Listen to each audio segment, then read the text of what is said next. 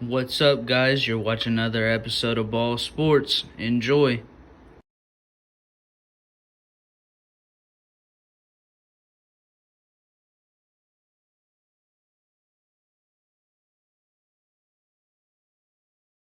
What's up, guys? You're watching another episode of Ball Sports. I'm your host, Brandon, back at you with another episode of Ball Sports. If you like the video and like the content, make sure you give it a thumbs up at the bottom. Make sure you subscribe to the channel. We're at 107 subscribers right now, so let's keep running it up. Stay tuned for all the boxing content. Boxing videos been going crazy. MMA videos been going crazy. So I'm kind of transitioning into more of that aspect of the YouTubing. But today we'll jump right into it.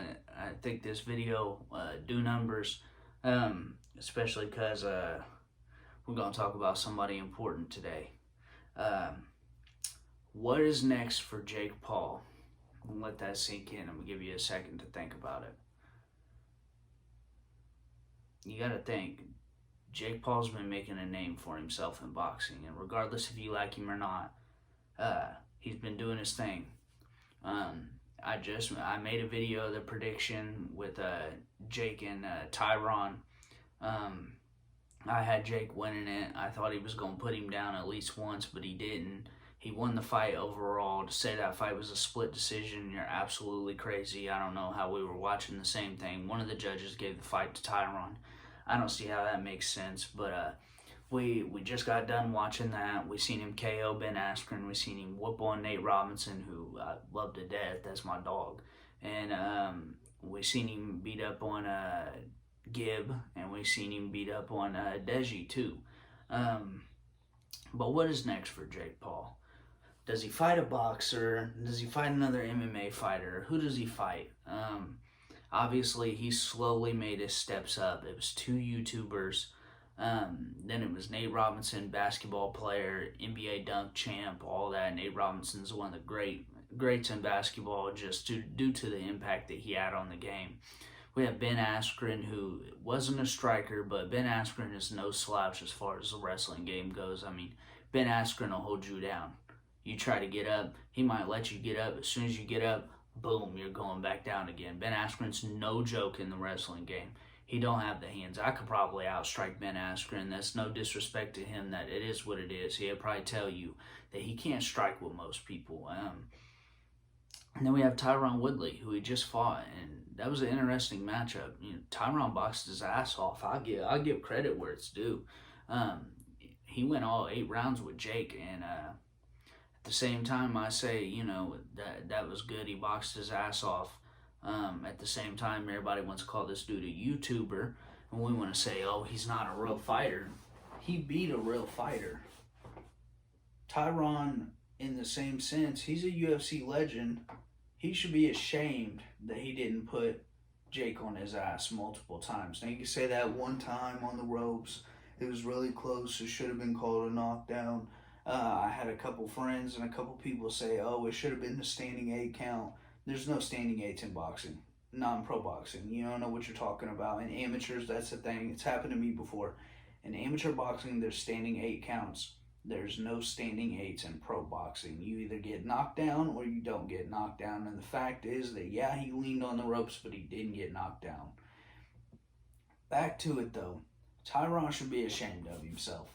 I mean, to be honest, like, if Tyron, used the thing as you're a YouTuber and all that, I mean, you're a Disney star, everybody wants to say that. This Disney star just beat one of the best welterweights of all time. And, you think about it in that sense, you're like, damn, maybe this dude can fight. And I say that to, give you a perspective on it. You got to think about it that way. Tyron's a great, and he couldn't beat Jake Paul. And the split decision was bullshit. They shouldn't run it back. Jake clearly won that fight. It's on to the next one. We don't want to see it again. We want to see him keep taking levels of competition serious and serious and serious. And then what's next for him? I don't know if he should take on a seasoned pro boxer. I wouldn't say that, but I got one name that I could throw out there and let it float around. Anderson Silva. And I dropped a video about him too, so make sure you go check that out. His fight with who is it? Tito. He's gonna fight Tito. By the time I drop this video, he already fought Tito. But Anderson Silva could be a good one. An older guy who can box, who's known as a striker and has a boxing background to a degree. Anderson Silva started out as a boxer. That's why his hands were so lethal. But I don't think he needs to fight anybody who's 23 years old, who's 15-0. The other one, I guess, and I'm going to contradict what I just said. The other one, Tommy, he could fight Tommy Fury, who's chiseled, but we seen him fight on Jake's undercard, and he looked less than stellar against a 5'9" guy who weighed in at 180 pounds. The dude was in over his head. Anthony Taylor, something like that. He was way over his head. He had no chance to win that fight. I mean, but Tommy didn't do nothing special. I mean, he went to a decision with a dude who's 5 inches shorter than him and came in weighing way less.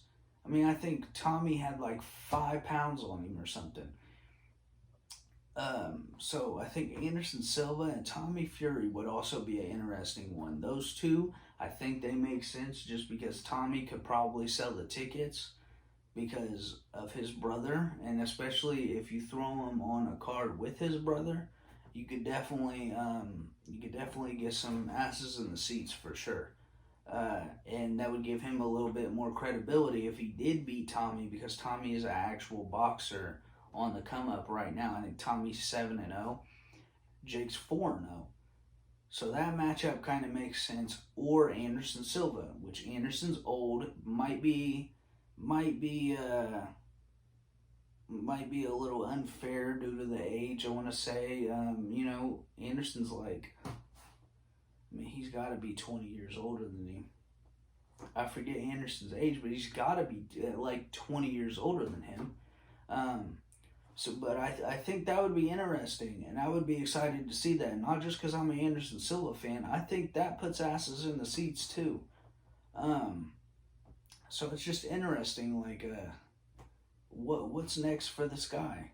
I mean, I think at the end of the day, I think he needs to fight somebody who's a seasoned striker, similar to Tyron, a little past their prime, and somebody who can sell seats. I think that's what it comes down to. You got to fight people who are popular. He's not going to make any money by fighting some no-name boxer who, Jake Paul's got like 23 million Instagram followers. People are tuned in.